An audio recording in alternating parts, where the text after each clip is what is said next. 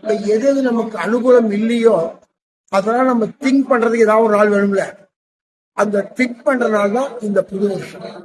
நம்ம கடந்த காலத்தை பத்தி நம்ம போன காலங்கள் தான். ஆனா கடந்த காலங்கள்ல நமக்கு எக்ஸ்பீரியன்ஸ் இருக்கும்ல.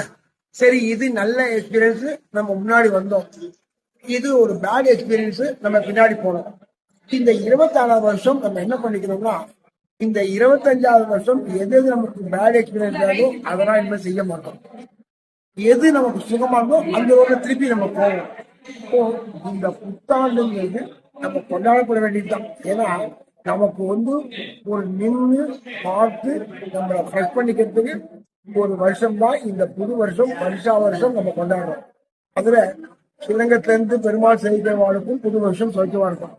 இல்ல எங்க இருந்து பார்த்தும் பெருமாளை பிரார்த்தனை பண்றவங்களுக்கும் அது சுகத்தை கொடுக்கும்.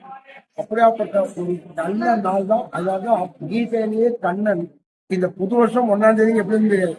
ஆனா கீதையில கண்ணன் அப்பவே என்ன சொல்றாருன்னா, மாதங்களில் நான் மார்கழியினர்.